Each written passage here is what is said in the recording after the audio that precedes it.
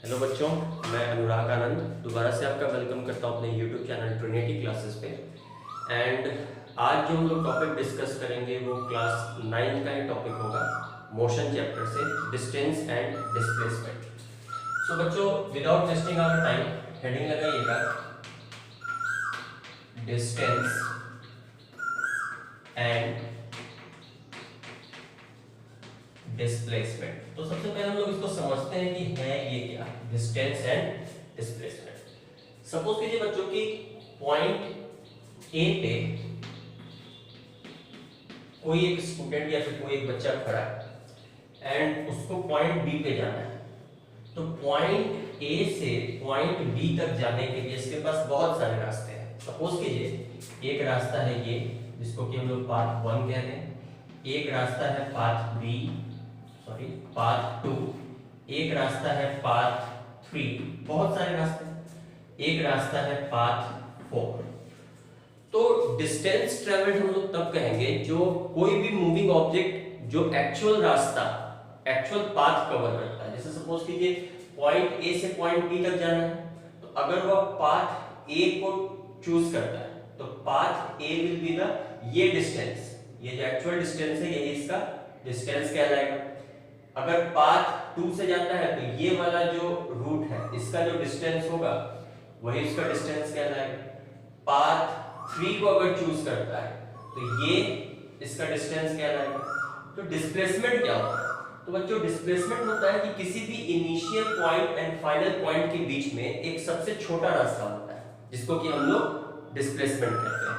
तो हम लोग डिफाइन कर सकते हैं सबसे पहले कि डिस्टेंस क्या होता है।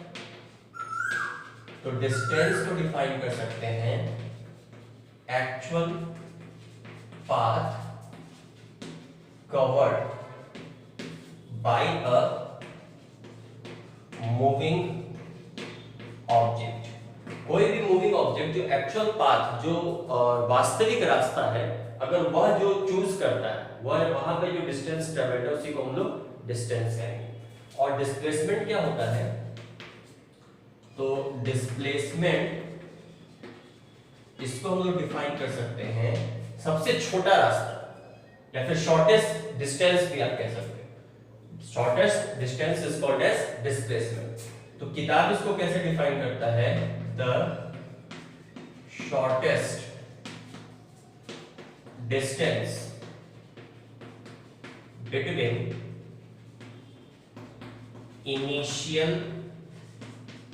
Point and final point. Initial point और फाइनल पॉइंट के बीच में जो सबसे छोटा रास्ता होगा उसी को हम लोग डिस्प्लेसमेंट का नाम देते हैं। अच्छा, डिस्टेंस का अगर कोई पूछता है कि एसआई यूनिट क्या होगा, तो इसका भी जो हम एसआई यूनिट लेते हैं दैट इज मीटर, और डिस्प्लेसमेंट का भी एसआई यूनिट जो होता है दैट इज मीटर। ठीक है। अच्छा, अब बच्चों हमें यह समझना होगा कि फिजिकल क्वांटिटीज क्या है। तो फिजिक्स में बहुत बार आपके सामने आएगा फिजिकल क्वांटिटीज। तो फिजिकल क्वांटिटीज हम लोग वैसे क्वांटिटीज को कहते हैं जिसको हम लोग नाप सके, जिसको मेजर किया जा सके। तो नेक्स्ट डेफिनेशन लिखिएगा, फिजिकल क्वांटिटीज वैसा quantities which can be measured, जिसको हम लोग नाप सकते हैं, विच कैन बी मेजर्ड, है ना, जिसको नापा जा सकता। जैसे एग्जांपल, मास हम लोग नाप सकते हैं कितना मास है ना, कितना फोर्स लगाया हमने, जैसे 5 न्यूटन का फोर्स लगाया, 10 न्यूटन का फोर्स लगाया, तो एक नाप सकते हैं उसको, है ना। डेंसिटी, किसी भी ऑब्जेक्ट की डेंसिटी क्या है, डेंसिटी निकालने का फॉर्मूला क्या होता है? मास बाय वॉल्यूम, है ना। तो ये सब आपके फिजिकल क्वांटिटीज है। अच्छा, फिजिकल क्वांटिटीज को भी हम लोग कैटेगराइज करते हैं, डिवाइड करते हैं बेसिकली इन 3 सब कैटेगरीज। एक को हम लोग नाम देते हैं स्केलर क्वांटिटी, एक को नाम देंगे वेक्टर क्वांटिटी, और एक को नाम देंगे टेंसर क्वांटिटी। तो टेंसर क्वांटिटी जूनियर क्लासेस के सिलेबस में नहीं होता है, बट हम लोग एक डिफाइन करके इसको छोड़ देंगे। अच्छा, स्केलर क्वांटिटीज क्या होगा? नीचे दिख रहा है तो स्केलर क्वांटिटीज बच्चों वैसा क्वांटिटीज होता है जिसके पास सिर्फ और सिर्फ मैग्नीट्यूड हो। जैसे हम लोग कहें कि 5 मीटर, तो 5 यहाँ पे कोई डायरेक्शन स्पेसिफाइड नहीं है ना, तो उसी को हम लोग स्केलर क्वांटिटीज नाम देते हैं। तो स्केलर क्वांटिटीज क्या हो जाएगा, which have only direction, which have only direction. अच्छा एक चीज और कि सिर्फ और सिर्फ डायरेक्शन ही नहीं होता है, इसके साथ एक यूनिट भी होगा। जैसे अगर हम 5 मीटर लिखते हैं तो 5 हो गया मैग्नीट्यूड, मात्रा, जो नंबर्स होते हैं जनरली हम लोग उसी को मैग्नीट्यूड कहते हैं। तो 5 हो गया मैग्नीट्यूड और मीटर इज अ यूनिट।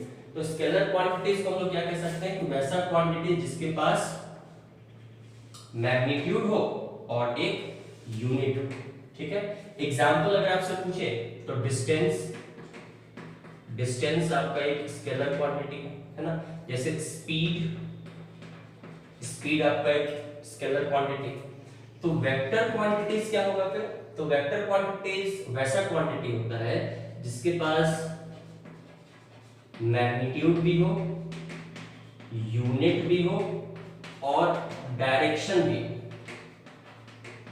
वैसा क्वांटिटी जिसके पास मैग्नीट्यूड भी हो, यूनिट भी हो और डायरेक्शन भी हो। जैसे हम लोग कह दिए कि 5 metre in the north direction, तो देखिए 5 हो गया यहाँ पे क्या, 5 हो गया आपका मैग्नीट्यूड, मीटर हो गया यूनिट और नॉर्थ डायरेक्शन हमने डायरेक्शन में स्पेसिफाई कर दिया दैट इज नॉर्थ, तो हम लोग कह सकते हैं that is a vector quantity.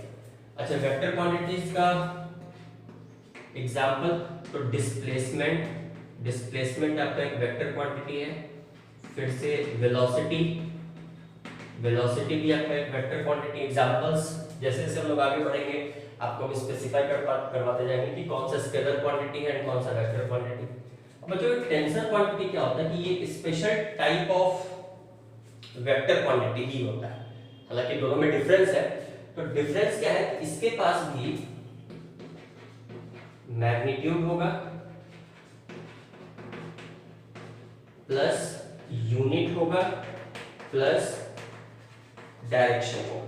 तो आपके मतलब दिमाग में क्वेश्चन आएगा कि ये भी तो सर एक वेक्टर क्वांटिटी ही हुआ, नहीं, दोनों में डिफरेंस क्या है वेक्टर और टेंसर में। जब आप सीनियर क्लासेस में जाओगे तो वेक्टर लॉ ऑफ एडिशन पढ़ोगे है ना, वेक्टर अलजेब्रा में।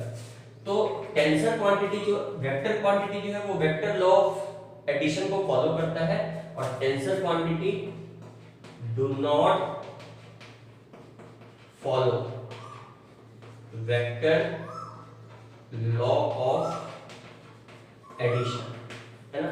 इसका अगर आपसे कोई एग्जांपल पूछ दे तो आप बोलोगे electric current is an example of tensor quantity. Clear है, फटाफट इसका स्क्रीनशॉट ले लीजिए फिर हम लोग आगे डिस्कस करते हैं।